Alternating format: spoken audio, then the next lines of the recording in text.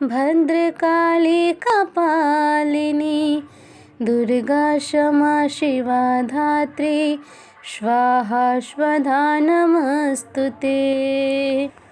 जय माता दी दोस्तों, आप सभी लोगों का स्वागत है हमारे YouTube चैनल में।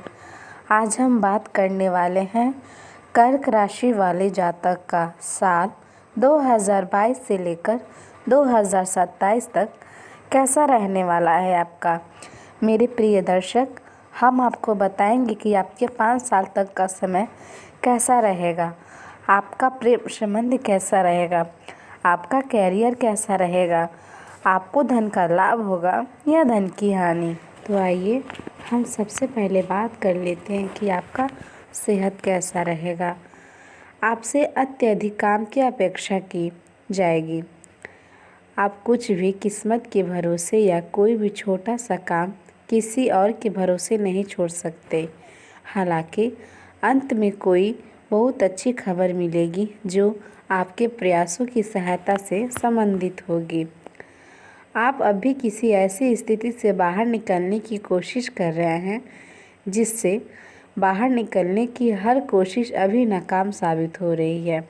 लेकिन इसका अर्थ यह बिल्कुल नहीं है कि आप जिम जाना या अच्छा खाना भूल ही जाएं।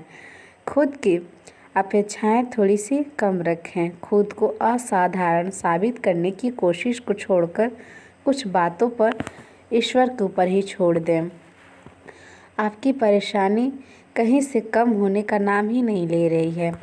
साल आपके लिए स्वास्थ्य की दृष्टि से हल्का ही रहने वाला है। शरीर में ताजगी का अभाव रहेगा। हर समय थकान या किसी अन्य प्रकार की परेशानी का अनुभव होगा आपको। इसी की वजह से यह कि आपकी कुंडली में गर्म स्वभाव वाले मंगल 12वें भाव में स्थित है। इसके अलावा वक्री बुध का होकर गोचर करने से 12वें भाव में आ जाएंगे। दोनों ग्रहों की स्थिति के कारण आपको स्वास्थ्य समस्याओं का सामना करना पड़ सकता है। अगर पहले से कोई समस्या चले आ रही है तो उसमें वृद्धि हो सकती है। आप किसी नेत्र विकार से पीड़ित हो सकते हैं, अनिद्रा से ग्रस्त रह सकते हैं या नींद में व्यवधान हो सकता है। आपको नींद की कमी कई समस्याओं का कारण बन सकती है। चोट लगने की आशंका भी है। इसके अतिरिक्त आपको बुखार और सिर दर्द आदि समस्याएं हो सकती हैं। सेहत को लेकर सतर्क रहने की आवश्यकता है। नींद की समस्या पर विशेष ध्यान देने की ज़रूरत है। ग्रह गोचर का बदलता हुआ स्वरूप इस बात का इशारा कर रहा है कि आपका समय घटना से भरा रहने वाला है।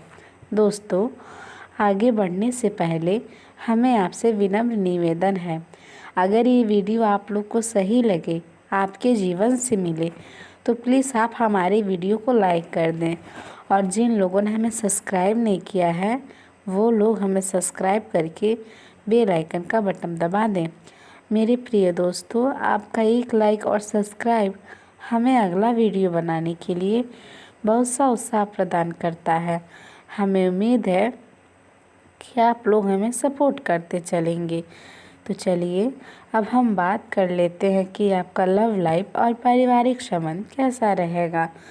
आपके स्वभाव में गुस्सा देखने को मिलेगा और यह गुस्सा निश्चित रूप से रिश्तों में समस्या पैदा करेगा। अपने स्वभाव पर नियंत्रण रखने की कोशिश करें आप। विवाहित जातकों के लिए शुरुआत बहुत अच्छी रहेगी, लेकिन यह भी ध्यान देने की बात है कि मंगल की दृष्टि 7वें भाव पर है। मंगल गर्म ग्रह है और उनकी यह स्थिति जीवन साथी के स्वभाव में उग्र बनाएगी, जिससे पति पत्नी के रिश्तों में तनाव आएगा और यह तनाव पारिवारिक वाद विवाद को जन्म देने वाला होगा। व्यर्थ के विवादों से बचने की कोशिश करें। जीवन साथी अगर गुस्से में हो तो उससे अपने व्यवहार से और उसे क्रोधित ना करने दें और आप धैर्य बनाए रखें। स्थितियों को और नहीं बिगाड़ने देने का एक भी मौका ना दें। यही एकमात्र उपाय है इसका कि आप बिल्कुल चुपचाप रहें। आपके मुश्किल समय में आपके प्रिय ने आपको काफ़ी प्रेरणा और आगे बढ़ने की हिम्मत भी दी है और आप इसके लिए उनका काफ़ी सम्मान भी करते हैं, लेकिन किसी विशेष परिस्थितियों की वजह से आप दोनों के बीच गलतफहमी आ गई है और दूरी की यह खाई बढ़ती जा रही है। स्थिति को बिल्कुल ख़राब होने से पहले आप संभाल लें। यह साल तीव्र भावनाओं के नाम रहेगा। रोमांस के नाम पर आपकी मांगें तो बढ़ी हैं, लेकिन आपने अपने पार्टनर की भावनाओं की शक्ति और उनकी सहायता को काफ़ी कम करके आंका है। अगर आप अपने रिश्ते के हिसाब से अपनी मांगों को देखेंगे तो पाएंगे कि वो आपके पार्टनर की तुलना से कहीं ज़्यादा अच्छे हैं। समय का उपयोग अपने संबंध में थोड़े भावनात्मक के लिए करें। आइए अब हम बात कर लेते हैं कि आपको धन का लाभ होगा या धन की हानि। आपका व्यवहार याद करने योग्य होगा। अपने लाभ के लिए इसका प्रयोग करें। लोगों से मिले, उनसे सकारात्मक बात करें। एक सकारात्मक शरीर की भाषा बनाए रखें। यहाँ से एक नया अवसर अंकुरित हो सकता है। यह एक नई परियोजना शुरू करने के लिए अच्छा सप्ताह है। अपने संगठन कौशल को याद रखें और अपने आप को व्यवस्थित रखें। अंत में एक अप्रत्याशित लाभ की संभावना भी बनी हुई है। हालांकि आप सावधान और व्यवस्थित हैं, पर किसी दूसरे के कार्यभार के लिए आप जवाबदेह होंगे।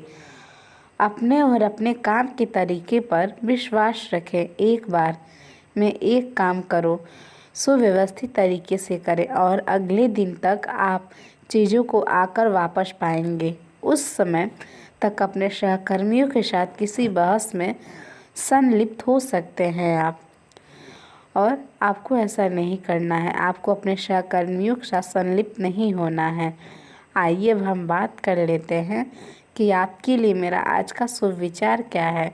आप इसे मोटिवेशन शब्द भी कह सकते हैं। आप लोग इसे ध्यानपूर्वक सुनिएगा। हमें उम्मीद है हमारा यह शुभ विचार आपके उदास जीवन में कुछ रंग भर देगा। तो आइए अब हम शुरुआत करते हैं। कल एक झलक ज़िंदगी को देखा, वो राहों पे मेरी गुनगुना रही थी। फिर ढूंढा उसे इधर से उधर, वो आँख मिचौली कर मुस्कुरा रही थी। एक अरसे बाद आया मुझे करार, वो सहला के मुझे सुला रही थी। हम दोनों क्यों खफा हैं एक दूसरे से, मैं उसे और वो मुझे समझा रही थी। मैंने पूछ लिया, क्यों इतना दर्द दिया कमबख्त तूने। वो हंसी और बोली, मैं ज़िंदगी हूँ, तुझे जीना सिखा रही थी।